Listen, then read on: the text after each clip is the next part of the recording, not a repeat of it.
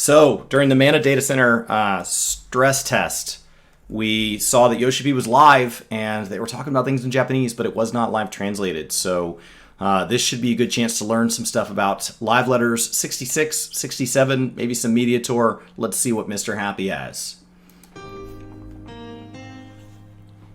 Hey everyone, Mr. Happy here, and in this video I'm bringing you some exciting news for Final Fantasy XIV. We all want news, But we're going to have to wait a little bit longer because we have a confirmed date for the next letter from the producer live. It is going to be September 18th, and then they also reconfirmed another live letter in November. No mention of a surprise live letter in October, which they were mentioning kind of last time, but it seems we're just... If this follows the traditional live letter trajectory, we have the first live letter now. The second one will be 2 weeks before the content drops, which would put it 2 weeks before November 19th or 23rd. So you'd be looking kind of in that first week of November, keeping in mind that a media tour roughly a month out, putting that in that late September, early October timeframe. If we're basing this off of previous. Now, I will say everything about Endwalker, the end of Shadowbringers, the timings around these has been anything but consistent with the loads on the servers, with the delays through COVID that are now kind of rippling their way out of the system. These are all things that, like, at this point, it's hard to say with any real accuracy, and so that's the importance of getting this stuff confirmed. We're just going to have live letter 66 September 18th and live letter 67 just before early access in November. Now, this information is coming to us from Yoshi P and Foxclaw. They actually did a live stream alongside the Mana Data Center stress test that they announced on the Lodestone. So to help fuel the Japanese data center stress test, they decided that they would go live for it as well. And of course, that's when we get these little tidbits. So why is this next live letter such a big deal? Well, it is the battle system live letter, one we have been waiting for a very long time. And what that means is very likely a job action trailer, very likely some new music in that trailer, very likely breakdowns on a lot of the individual job changes that we're going to be seeing. Probably not going to see much about the numbers because they're usually tuning those to the last second. We're very likely going to learn probably a little bit more about the stat squish, get to see it in action for the first time is very likely. Another thing, and I'll say very likely as many times as I can say things with ambiguity, PvP. They said they would talk about it in an upcoming live letter, the changes to make it more desirable, to make people into it more, to revamp the reward system, new game mode. Just please let it be good. I really want to like PvP more.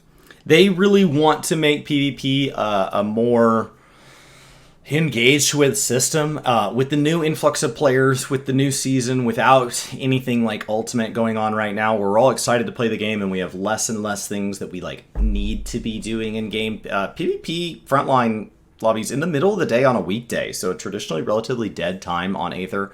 I've been getting sub 5-minute queues when I run this, so like it is getting interest. They have said that it should be slightly bigger than their arena style mode, the Feast. So I would assume we'd be looking at something like in that kind of 8 and 10 man range if I had to guess. But it's all just guesses at this point. It's all guesses.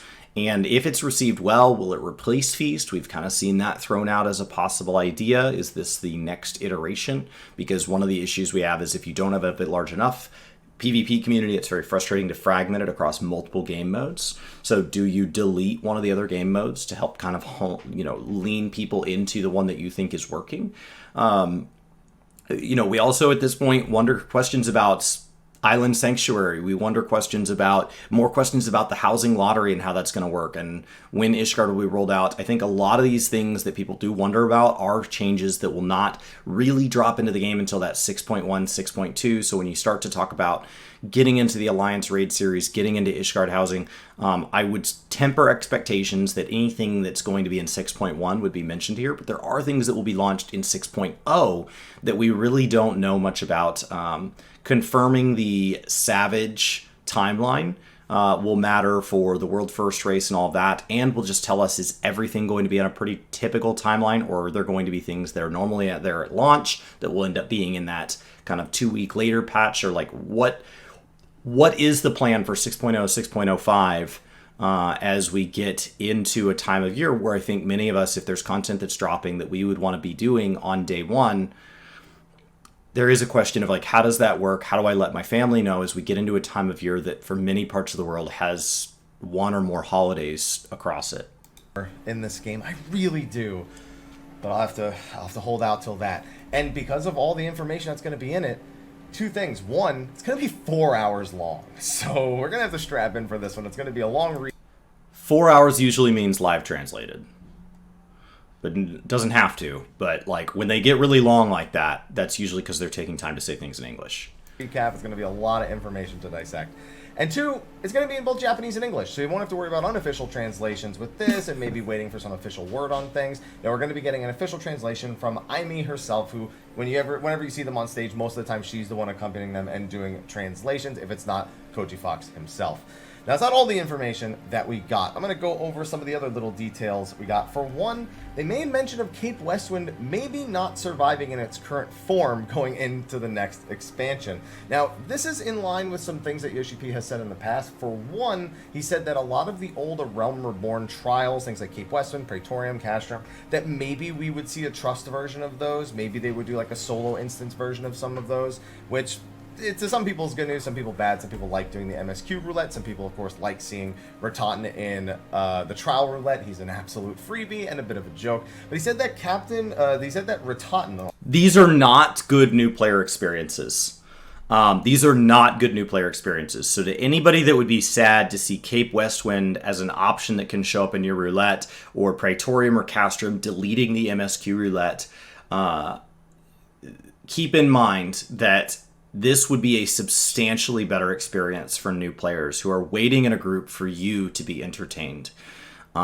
People that like MSQ Roulette at this point like it because the experience and the poetics tied to it. Keep in mind, those rewards are only there because without them you wouldn't run it, and people need to do this, and we are not running it the correct way. We are skipping pulls, we are blowing past things, we are leaving new players in the dust with little to no explanations.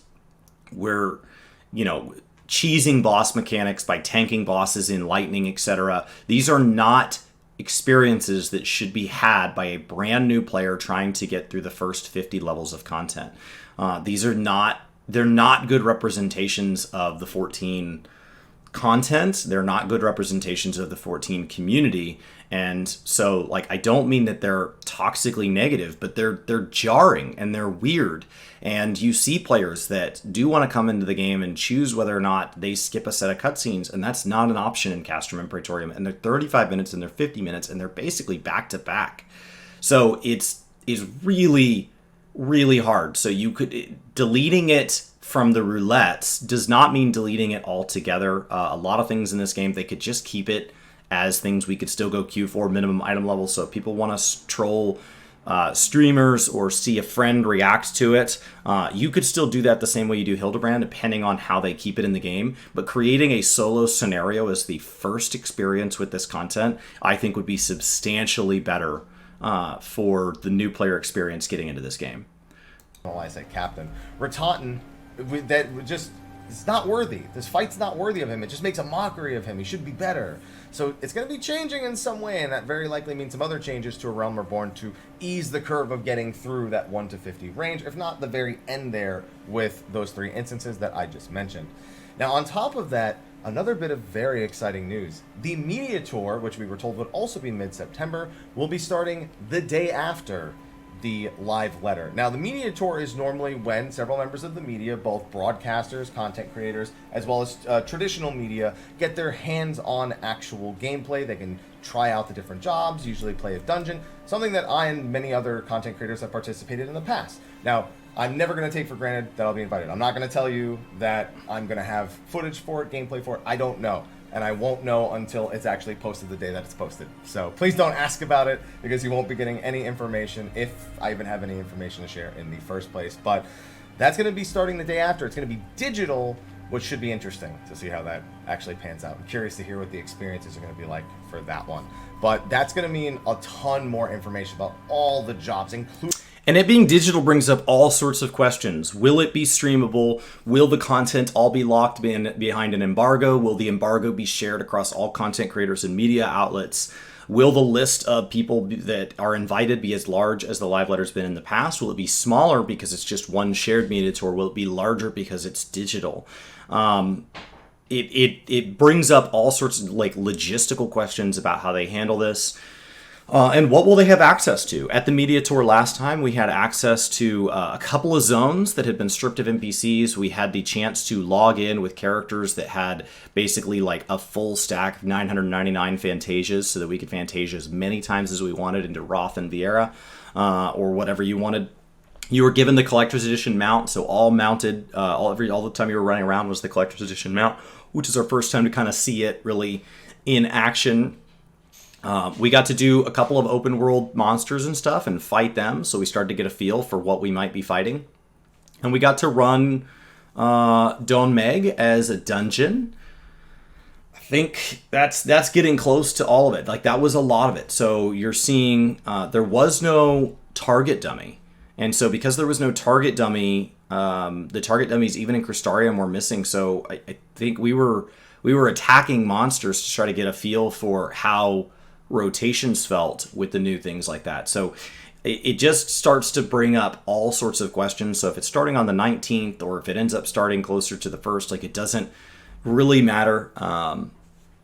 There will likely be some portion of NDA if it's not streamable, if it's not a public event, then it will likely be some sort of embargoed thing. So do not be shocked. Last time we had a number of content creators who went totally radio silent during that time frame.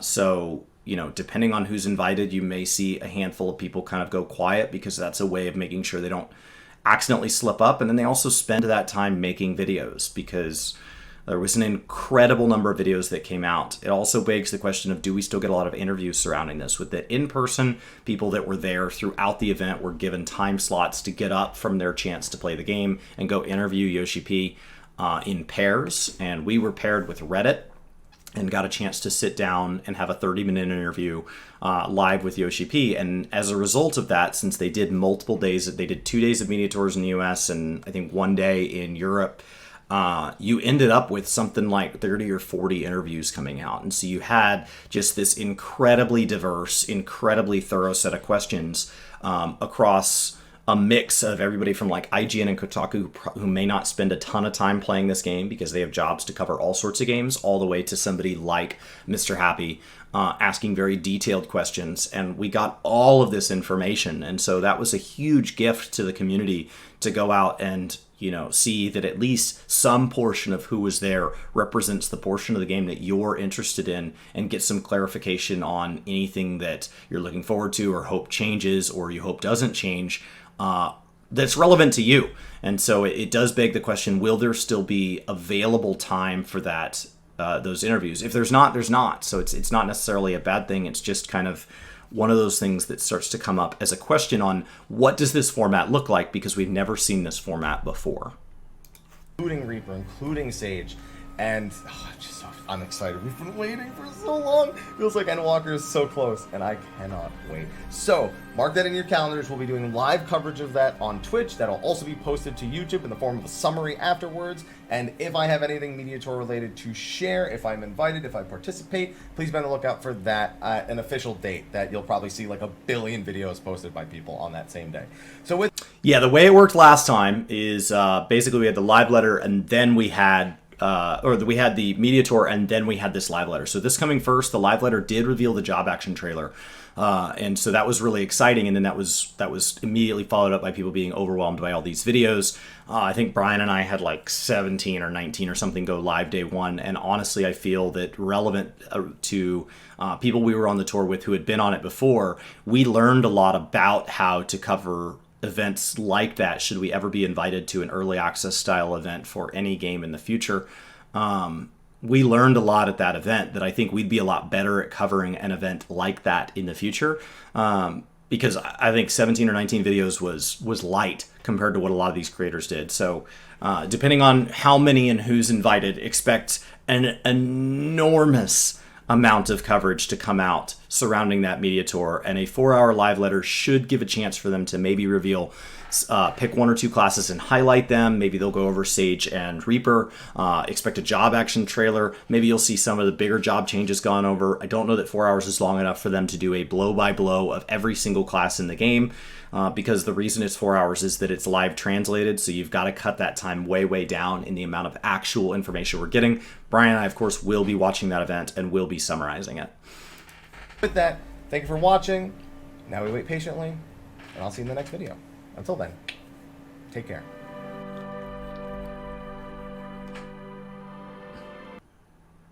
Cool. I'm excited. That's big news. Yeah, that's big news. It has more that we don't know than we do, but it has just enough that I am very, very, very excited.